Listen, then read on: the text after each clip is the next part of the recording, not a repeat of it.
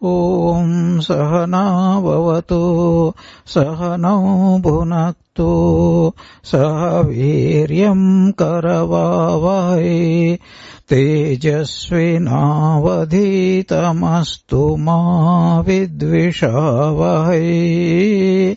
Om Shanti Shanti Shanti.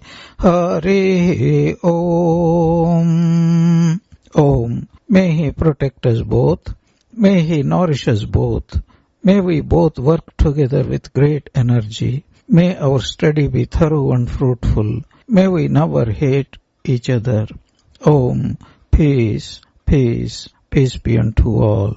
Om Jananim Sharadam Devim Ramakrishnam Jagadgurum Pada Padme Tayo Shritva Pranamami Muhurmuhu. Om Sthapakaya Cha Dharmasya Sarvadharmasvarupine Avatara Varishtaya Ramakrishna Te Namaha.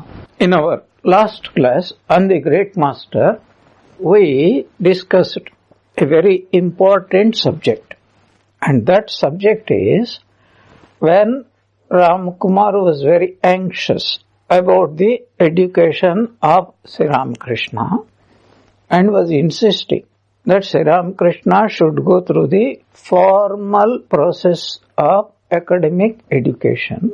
Sri Ramakrishna made Srimuttu Ramkumar a very strange reply. What was the reply? I do not want this kind of education by which we bundle plantain and rice.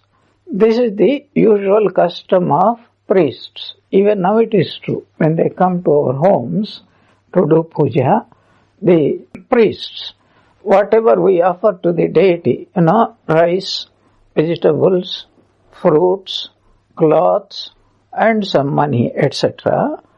At the time of going, all these things will be bundled and given to him. That was the old type of custom.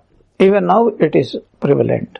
Nowadays, of course, slightly advanced. They don't want to bundle. But what does Sri Ramakrishna mean by that? Any type of secular education by which people want to earn money without any regard to higher development. That is to say, money for the sake of money, money for the sake of enjoying this world, worldly life. That was what Sri Ramakrishna said. I do not want this kind of education. At the outset, we have to get rid of one misunderstanding. Was Sri Ramakrishna against secular education? Not at all. Because secular education is part of the higher education.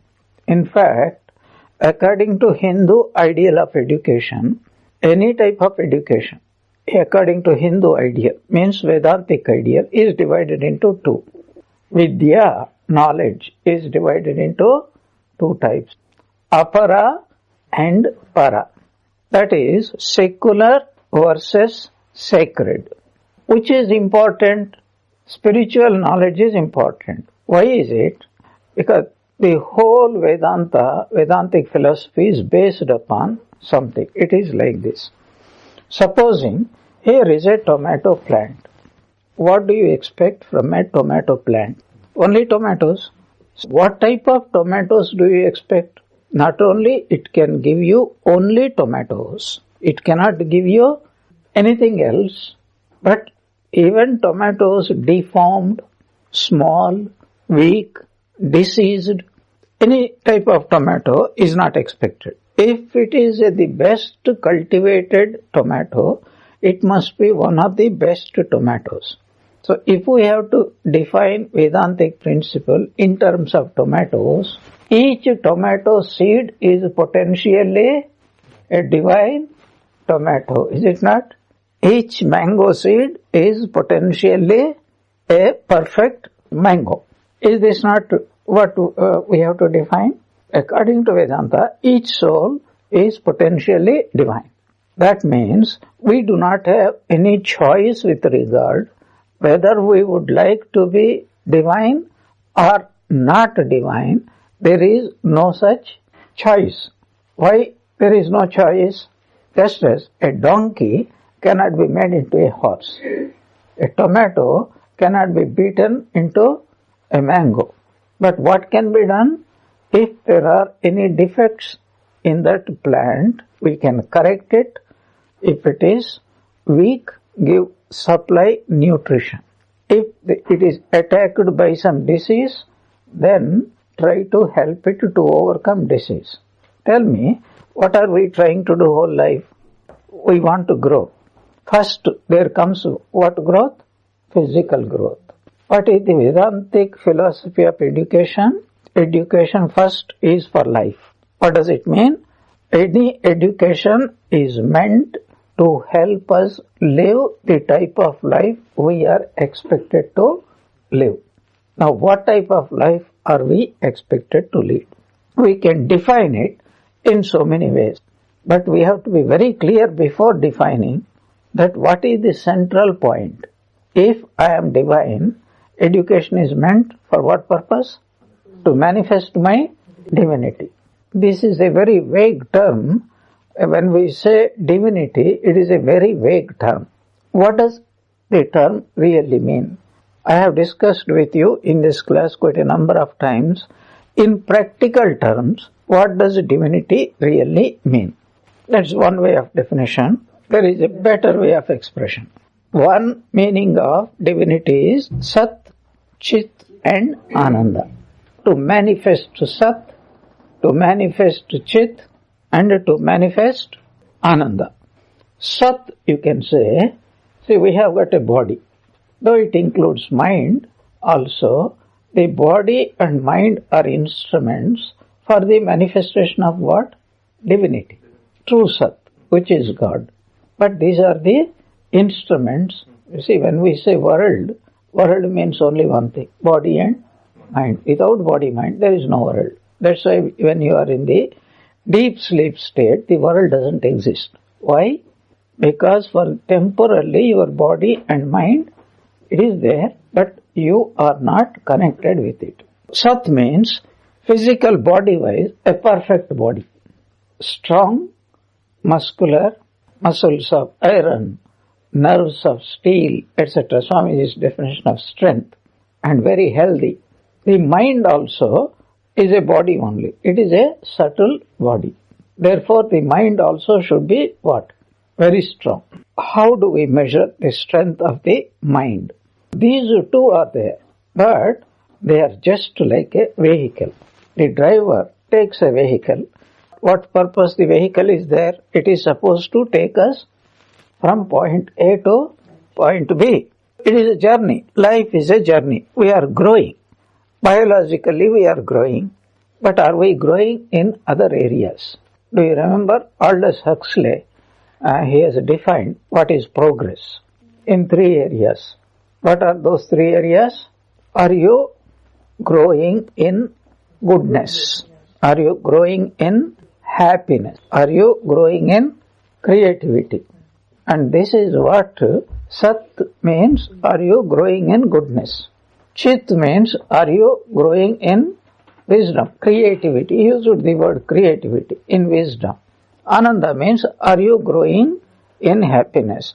If we do not grow in health, in happiness and in wisdom, there is something obstructing and we have to get rid of this obstruction. Education is meant for what? Only for this purpose. How we can grow. So what does education do? It first of all defines what is our goal. Secondly, it tells us what is the way to go towards the goal and attain the goal. That is the only purpose of education. Our ancient rishis have really understood it. Now, scientifically, let us try to understand. Scientifically means rationally. If you observe anybody's life, including our own life, what is it that you really want? You ask yourself, what do I want in life? What is the first thing? I want to be happy. To be happy, then something else also has to be achieved. What is it? I want to live. I want to be healthy, isn't it? There are so many people, or many animals, which are very healthy and they are living. But they lack one thing. What is it? Wisdom. They do not have. Animals, their mind is extremely limited. You can't call them wise animals. To achieve that wisdom, mind is necessary. So let us define it first of all. 1 minute. True education has 3 areas to develop. It's a most wonderful analysis. Our life in this world can be divided into 3 departments: individual, family, social. We forget. We are individuals, we are family members, and we are social members. Most of the people. Monks are exceptional, but organized monks fall under this category. Individually they are monks, as the organization, that is the family, and socially we are responsible. Individual. When we say that education is that which helps us to grow in these 3 areas, according to Swamiji, there are 5 areas in which education has to help us. That is true education, which helps us to grow in all these 5 areas simultaneously. If education helps us only in particularized areas, then that is not a true education. For example, your secular education, it helps us very much. It gives us secular education, it gives us jobs, it gives us money, it gives us a home, car, etc. But that is severely limited. Not only limited, it is actually counterproductive. Why counterproductive? Why do I say it is counterproductive? Because first of all, since we are all devotees. Devotees means what? By definition, who is a devotee? A devotee is one who is devoted to spiritual life. Of course, we give bookish answer. A devotee is one who wants God realization. Forget about God realization. It will come later on. But first of all, we want to progress spiritually. Now, any progress in spiritual life, let us say a person is progressing in spiritual life, another person is progressing health-wise, another person is progressing in secular education. Now, if I put you this question, who is likely to be more happy among these 3 pursuits? Spirituality. Because spirituality includes all these things. Anybody has misunderstood that spirituality is a special department and we neglect these things or completely overpower these things, he is not going to become spiritual. An unhealthy person, can he become spiritual? A weak person, can he become spiritual? An emotional person, can he become spiritual? A purely intellectually developed person, can he become spiritual? None of these are complete. That is why one of the Upanishadic statements is Nayam Atma Balahinena Labhyaha. That word Balahina means weak. Bala means strength. Balahina means weak. Is not only, Swamiji is very much, it used to highlight it. It doesn't mean, Balahina doesn't mean only physical weakness. These 5 areas are physical, intellectual, emotional, legal, moral, and spiritual. 6 areas. Now, why did I bring these things? The first division is, true education has 3 areas to develop. Individual, family, and social. Now, each individual has got these 6 areas in which he has to achieve not only growth, but a harmonious growth. Katha Upanishad gives a beautiful imagery. Suppose you just imagine there is a chariot and it is pulled by 6 horses. One horse pulls to the left side, another horse pulls to the right side, Another horse pulls forward, another pulls backward, another doesn't pull at all. What is going to happen to the rider? There must be harmony. What is the first thing necessary? What is the foundation? Physical. There is a Sanskrit saying, Sharira madhyam khalu dharma sadhanam. Whatever progress we want to achieve in this world, there is only one foundation, Shariram. If the Shariram is, this means this physical body is not healthy, you can't achieve anything. That is why physical development. What is the next development? Intellectual. By intellectual, what do you mean? You have to be very careful about it. What do you mean by intellectual? Means, is the Upanishad advocating you must be a scholar? No. Intellectual means right understanding of what is my goal, what is my way, and why this goal is worthy goal.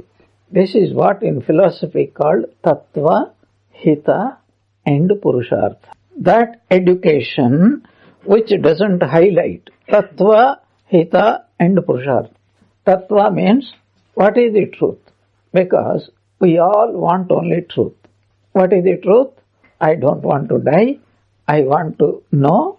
I want to be very happy. And truth alone can give us the three goals fulfilled. Tattva means we use technical words like God, Atman, self-knowledge, God realization. They are all true. But a vagueness is created. What does it mean? If I want to be happy, then what is the condition necessary? My body must be okay. My body must be free from any type of disease. My mind also should be free from any type of disease. Only then a person has got an opportunity to be very happy. Actually, when the body, mind are free from disease, will that person naturally be happy or unhappy? That which tells us this is your goal and we have to be convinced about it, that is the called Tattva. Let us say Purushartha. Purushartha means, my child, this should be your goal in life. And why should okay, I believe God is there, but why should I want God realization? Because God realization means what? I will be eternal, I will be immortal, I will be blissful all the time, and I know there is no death, there is no unhappiness, there is no misery for me. That is called God realization. Put in those terms, is it not what we all want? Okay. Put it in a psychological way. Ask a person, ordinary person. If you ask any ordinary person what is the goal of your life, he says three things he can say. I want a security, I want happiness, I want wealth. I want security, I want happiness, I want wealth. And in which order? In that order. What is the first thing that we seek? Supposing a young man is going to meet his girlfriend. He loves his girlfriend very much. Girlfriend is in that room and suddenly a gunda is coming to beat him up. Now what is his priority? Meeting his girlfriend or escape from the gunda? Which one? First of all, this young man has to survive, isn't it? What comes first in our day-to-day life? Survival. And that the name for that survival without any problem is called security. First comes security. What comes next? When I am assured that I am completely secure, then only the desire comes, what shall I do now? Then what do I want? I want happiness. This is the next order. If I want happiness, then I need certain things for me to become happy. Property, job, all these things fall only under the third category. This is what we want. That is why Mother Kali has got 4 hands. Right side there are 2 hands, isn't it? Upper hand is like that and lower hand is like this. And left side, upper hand, what is there? Sword. And what is there? The hand below? A decapitated skull, head. Now what is this symbolism? What is the symbolism? This is the first What does that mean? Security, no fear, abhayam. This is called abhaya. I am free. Mother is protecting me. Okay, now what do I want? What is this? Vara. Mother, now you give me as money, wife. This is the prayer. This is the security. Then, mother, give me this. Now, interestingly, this and this, what do they refer? This refers to I. Let me be. Okay. What does this refer to? This is, what does this represent? Do you know? My. I is this, me. And this one, whatever is there, that is, whether it is wife or house or property, money, everything else comes under which category? My. I and my. Because what can the I do if there is no my? What is the meaning of my if there is no I? This is the wonderful philosophy we have to understand. But we forget what is on the left side?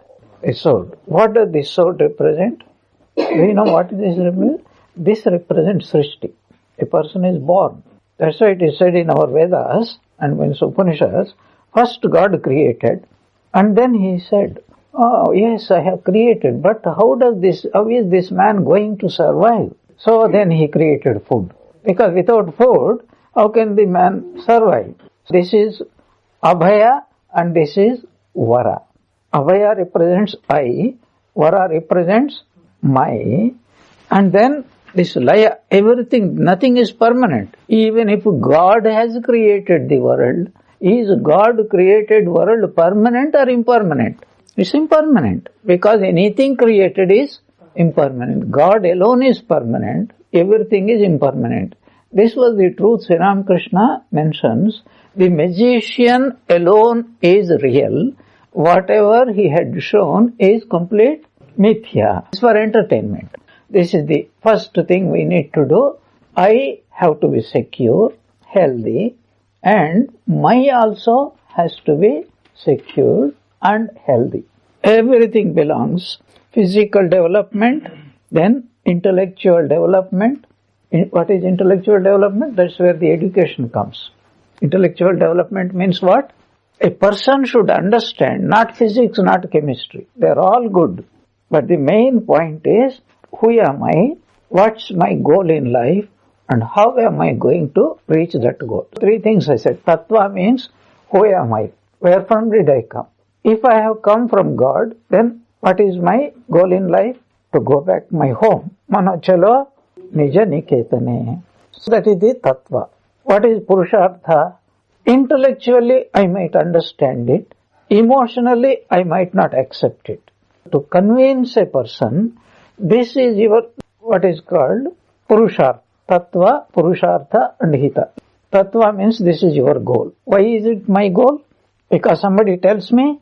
No, because that is what my true nature is. If a mango seed asks you, what is my goal in life? What normal reply you say? You know, when you put any seed in the soil, what's your intention? Let it grow, a tomato seed grow into a beautiful tomato plant which will yield the best number of tomatoes. Whatever is possible, isn't it? Purushartha means to tell each one of us, my son, this is the goal of your life. Why? Because that is you. You can't become anything else. You can only become divine. From that point of view, if I ask a simple question, from the Vedantic point of view, are you a human being or are you a divine being? Potentially divine being. What would be your answer? Will you ever say, I am a human being? Even an ordinary person cannot say I am a human being. Do you know why?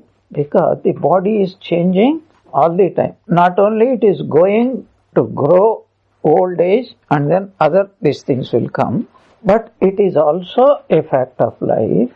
There could be lot of diseases, lot of accidents, what is called timely death, etc. So many things can happen, isn't it? There is no guarantee in the future. Do we want it? No, we don't want it. That is why, what is it we want? Everybody wants. I want no death. I want to be always happy. And I want that wisdom by which I know I achieve these two things, isn't it? But can it be achieved? We do not know that answer right now. That is why who can give this answer? Only scripture. No other science can give us the answer that what is our true nature. Because we have not yet realized, we are under ignorance. Do you know what is ignorance? Two factors. Not to know who I am and to know who I am not. If you ask a human being, are you a mosquito? Will it say yes? Very angry. What do you mean by it? You think that I to become this stupid mosquito? It is there for me to drink its blood. It is my food. But if you ask a human being, do you want to be a mosquito? Do you think man will say, I want to be a mosquito? What is the Purushartha? And even this Purushartha, we have to get only from the scripture. That is why Shraddha is necessary. Because when we don't know who we are, Purushartha is also dependent upon knowing who we really are. If I come to know I am the potentially divine being through the scripture, that my goal in life also is to manifest my divinity, comes from here? Only from the scripture. But practically speaking, we are talking only without knowing. What is it? I don't want to die. I want to be always happy. What is the man saying indirectly? I want to be God. Who is immortal? God. And who is the happiest? Only God. This is what we are saying all the time. Sat, Chit, Ananda. We are talking about education. Do not forget about it. Main topic. Every life, human life has got three areas. Individual, family, and social. And every individual has got to grow in 6 areas. And that which helps us grow in 6 areas is called real education. This is what Swami Vivekananda said. What is the definition of education?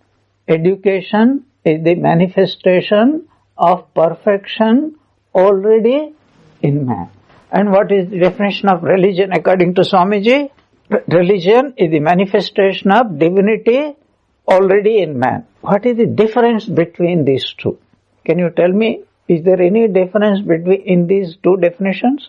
It appears like that. It's a vast difference. The first is defining what we have just now is tattva. Religion is defining what is tattva. And education is defining what? Hita. Hita means the way to manifest the divinity. Yes, okay, you are potentially divine. That's not going to help us. There must be something which helps me to grow spiritually. That is called Hita. According to this division, Tattva and Purushartha. What is Tattva? You are divine. What is Purushartha? The only goal in life is to become you. You just be yourself. Now, are you yourself? No, you are somebody else. What does it mean? I am a human being. Is that being me? No. I am an animal. Is it being me? I am a man. I am a woman. I am a young man. I am an old man. Is it being me? No. This is a body. You are talking about body. Or I want to have this PhD. You are talking about what? PhD belongs to body or mind? No. Both these belong to which category? I belong to my category. My belongs to the world. The whole world is nothing but a combination of what? I and my. That is why Sri Ramakrishna says, until you get rid of I and my, you will not find yourself. And if my dies, I remain. But if I die, both will go together. You get what I am talking about? Supposing my house goes, still I am there. But if I go, everything goes. What is the Hita? Now, third branch. What is Hita, you know? Okay, I am potentially divine. My goal in life is to manifest my divinity. But how am I going to do it? What is the way? And that way is called yoga. I am here and I want God realization. I want to go to God. Means I want to go to myself. What is the way? That which takes me from where I am to where I want to go. That is called the path. And in Sanskrit, that another name for that path is called yoga. Karma yoga, bhakti yoga, raja yoga and gnana yoga. True education must clarify these 3 points. Whether you are a physicist or biologist or a poet or a musician, whatever it is, they are all means to these 3. True education is that which helps us to find the tattva, to make us fix our goal of life as manifestation of what we are, and slowly takes us to our goal. That is true education. This is Vedic ideal of education. That's what Ramakrishna is trying to tell to you. Your secular education is only, it will not go because it doesn't define what is the goal. And when goal is not defined, it cannot be Purushartha, it cannot define Hita, isn't it? If you don't know where you want to go, then you won't get ticket. Will you go to a railway station and say, give me a ticket? Will they give you a ticket? Okay, that is true education. And education must help us to grow healthily in 6 areas. What is the first area? Physical. Physical means what? Anything related to this body is called physical. But not only that, my environment, my family, my society, and the people whom I grow, all these things are included in that physical. Not only, my body may be alright. Supposing I grow in a family which is full of dissension, quarreling, or addicted to drink, etc. Will I grow? See how many things are involved. That is why Shankaracharya says, what is that? Durlabham trayamevaitat daivanugraha hetukam manushyatvam mumukshutvam mahapurusha samshrayaha. Beautiful. These 3 things are extremely rare to obtain in this world. A human body. What does he mean by human body? A diseased, weak and useless human body? What he means to say, simply obtaining a human body is not enough.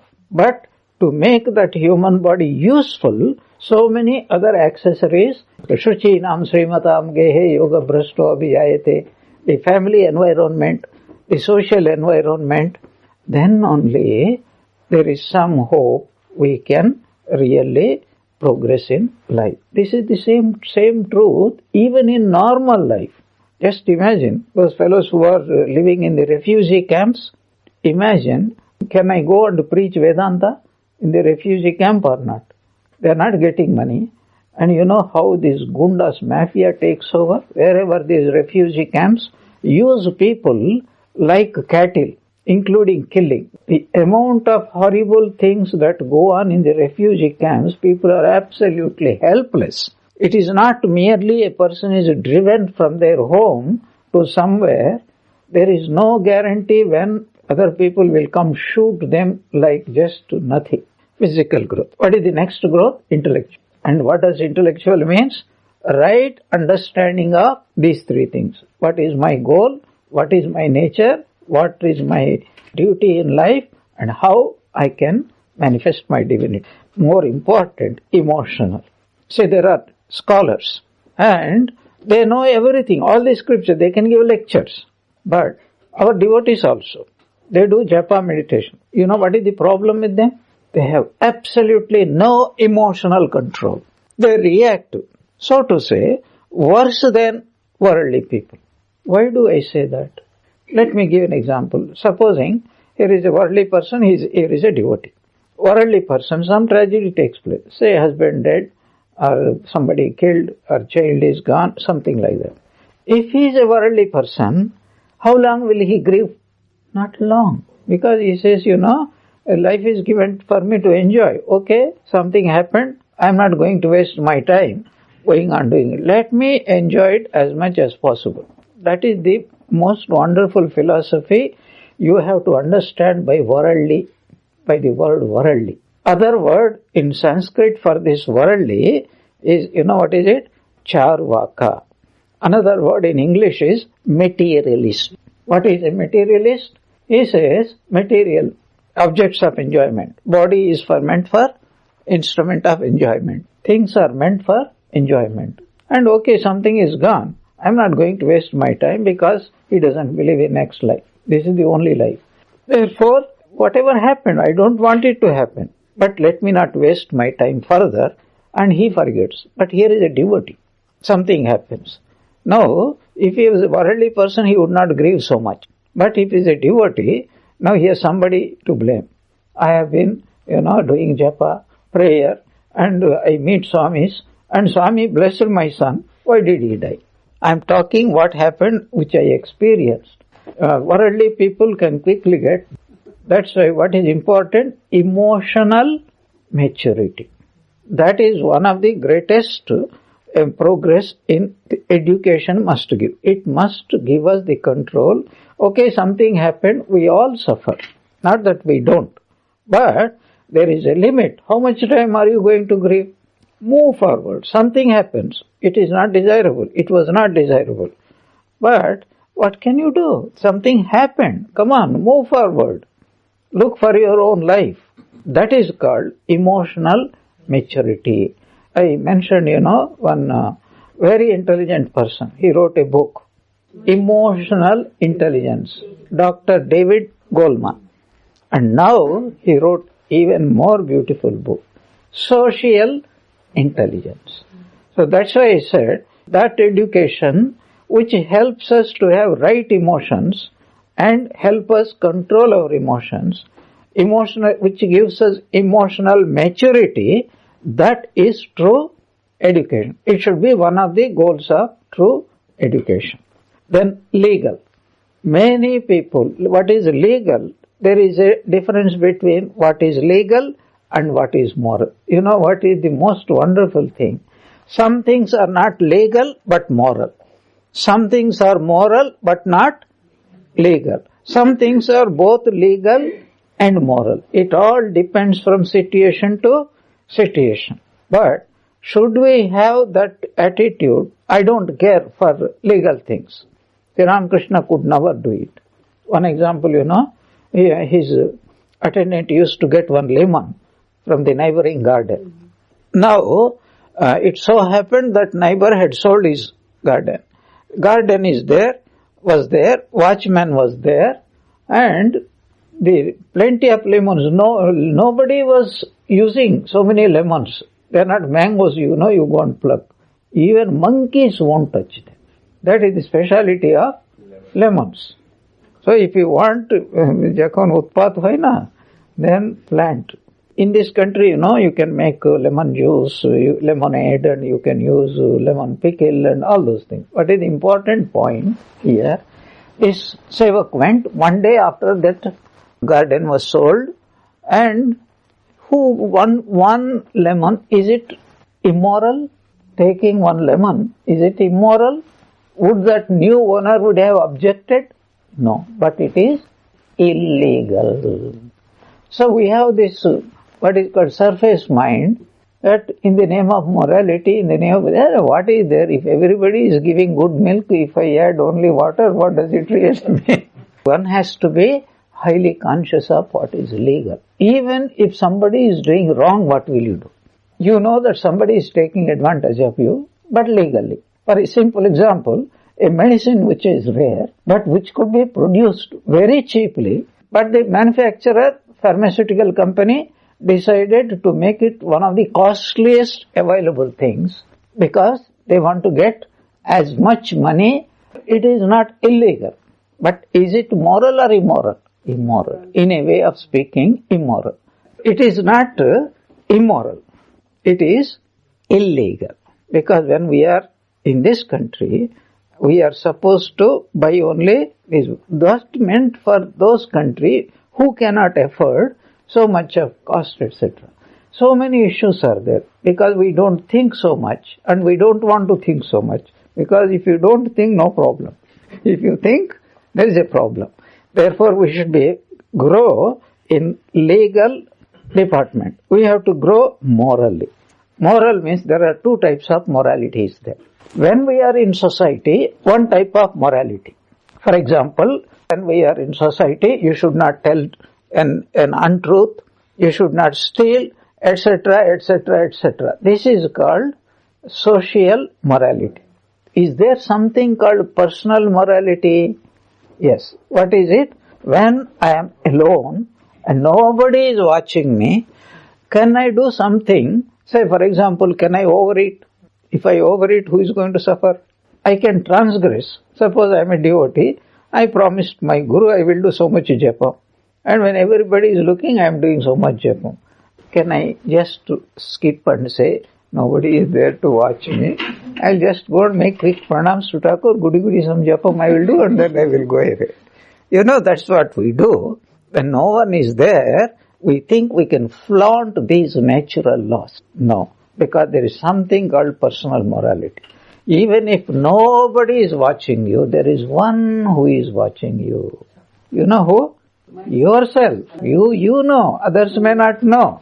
There is something called morality. And there is some psychology there. If you transgress your personal morality enough number of times, will you do it when you are in society or not? You are also likely to do it. One simple example is, at midnight, you are going, a red light comes. Nobody is there. You can see no accident is going to happen. Should you stop or should you go? Imagine there is no camera. What should you do? Because, you know why? Because if the purpose of this stop is so that accidents will not happen. But what happens if we say there is nobody, this becomes a habit. When this becomes a habit, sometimes this habit takes over. Even when other cars are going, you are likely to do this. That's a very dangerous thing to happen. That's why legal and moral growth should be there. And there is something called spiritual, of course, spiritual. And this spiritual growth includes all the other growth. Our greatest tragedy is, we think that spiritual department is totally separate, and if I devote more time for scriptural study, for japa, for meditation and for other things, then automatically my spiritual growth is assured. It's not going to happen. You know why? Because the spirituality is the ultimate result of the combination of all these things. If somebody is spiritual, automatically it is said that all these growths are automatically included in them. Why are they included? Because a person has already practiced these things before progressing in spirituality. That's why in the Taittiriya Upanishad, there is something most marvelous. The second chapter of the Taittiriya Upanishad is called Anandavalli, Brahmanandavalli. And there is a description, progressive description of Ananda. Here is a human being. He is the most powerful man. Perfect. Everything is there. I and my is perfect. I means healthy body, youthful body, etc. Very, very strong body, and mentally, intellectually, morally, legally, every way he is perfect. How much happiness he will get from that? That is one measure of human happiness. 100 times to that. 100 doesn't mean exactly 100. 100 means many more times than that. Is the happiness of Gandharvas. 100 times more than Gandharvas is the happiness of Devatas, etc. Until it comes to called Brahmalokananda, not Brahmananda, Prajapati Ananda, and etc. Now, this Upanishad tells, at the end of it, 100 times more happiness than the human happiness is the happiness of Gandharva. And then every time it adds, Shrotriyasya cha kamahatasya. That means one who has spiritually progressed and knew his Atman, all this is included in it. Then next one, what happened? That is also included in the, like if you have got 10 numbers, it is included in 100 or not? If you have 20, is it included in 100 or not? If it is 50, is it included in 100 or not? If it is 90, is it included in 100 or not? 100 includes all these things. If a person is spiritual, all these things are automatically issued. But the trick is, if we lack any one of them, then our spiritual life is also that much defective. Now what is the point? True education is that which helps us to grow in Tattva, Hita and Purushartha. All yogas include all these things. coming back to Sri Ramakrishna's life, when Sri Ramakrishna replied to his brother Ram Kumar, I don't want this called money earning education. Then what type of education you want? That is where Sri Ramakrishna was reminding of Mundaka Upanishad.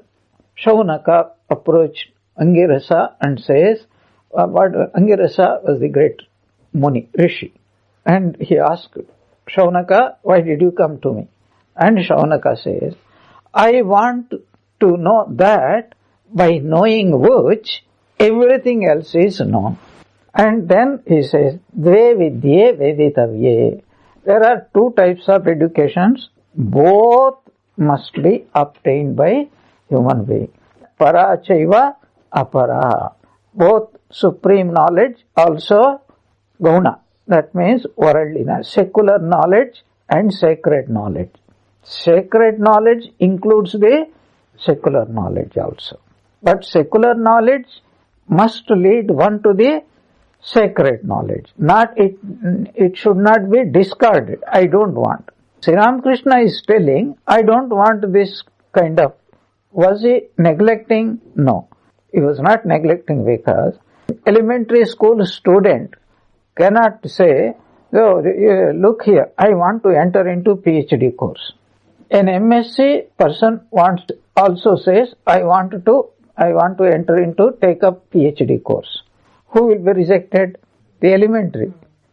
The goal of all secular education is to equip us to develop in these 5 areas: physical, intellectual, emotional, legal and moral. Then only spiritual life will come.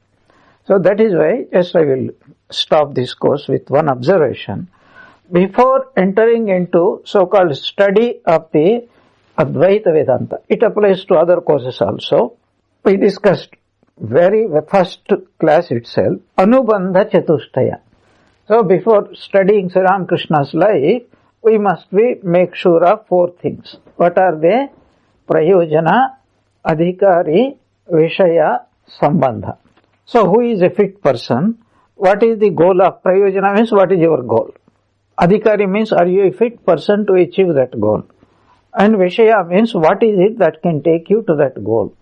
What is the relationship between the subject matter and your goal? These 4 must be ascertained. Here also, we are coming. What is the purpose of this Adhikari? I want to be spiritual. But if you want to be spiritual, are you an Adhikari? Are you a fit person to be spiritual? If Sri Ramakrishna can say, I am a fit person, has he grown in all these things or not? We are thinking he has not got secular education. What is the point of secular education? Actually, growth in all these 5 areas. He has got it. Maybe he got it past birth, maybe he got it in still past birth, that is a different issue. But he got it. Ramana Maharshi. What Adhikaritva he got? Had he any guru? He never had any guru. But what is the point? He was ready, so the realization came. Is another important factor is, when before realization comes, will it come to an unfit person or a fit person? Only unfit, is it not? Only to a fit person. Even if outwardly it doesn't appear he is equipped with all those things, the person had already readied himself. The moment the field is ready, the seed also will come. That is the understanding we must have. Now, Sri Ramakrishna, what was he doing? He is reviving the ancient ideal of don't forget about Paravidya. Aparavidya is only a first step which is leading to the next step, whose name is Paravidya. That we should not forget. If you forget Aparavidya, but remember Paravidya, that's okay. But if you remember only Aparavidya and forget Paravidya, that's not okay. What is all this we have discussed for the last 1 hour? Let me summarize. Are you growing in happiness? Are you growing in health? Are you growing in goodness? Are you growing in wisdom? Growth in goodness wisdom and happiness. Growth in Sat, Chit and Ananda. If education is helping me and you to grow in these three areas, that is right education. If it does not, then it is not right education. There is some problem. Now, the type of education which everywhere people are getting nowadays, excepting a few people, what is the result? Yes, it is helping people to live longer, physical, health-wise. But are they growing in goodness? If they are growing in goodness, that means there should be no wars, conflicts, etc. The world is full of what? Conflict. Nations are full of conflicts. Societies are full of conflicts. Religions are full of conflicts. Families are full of conflicts. At least individually, are they free from conflict? Because mentally, mental sickness, mental roga, is it growing or is it lessening? How do you know? The mental health people are going down. Mental hospitals are going down. And there was one very interesting incident, Recently, somebody was telling that the happiest people are Swedish people. According to World Health or some statistics. The stupid fellow forgot to tell me the highest suicide rate. Which country? Sweden.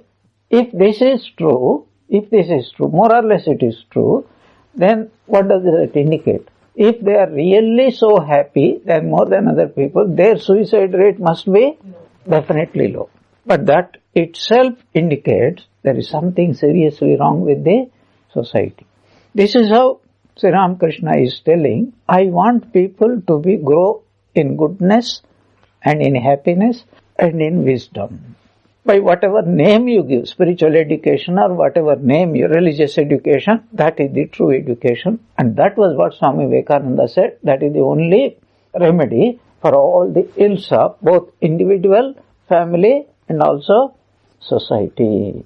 So much of meaning is compressed in Sri Ramakrishna's that simple statement, I don't want this education by which I only earn a little bit of money and I have a few possessions. I want to be happy. In simple, let us summarize now. That which helps me to grow in happiness, in goodness and in wisdom, that alone deserves to be called true education. And Sri Ramakrishna demonstrated what is the way. That's why he took to spiritual life.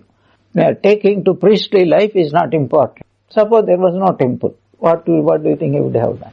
Temple is only one department where he could grow spiritually. How do we know? Because so many priests were doing puja there. Was he the only priest?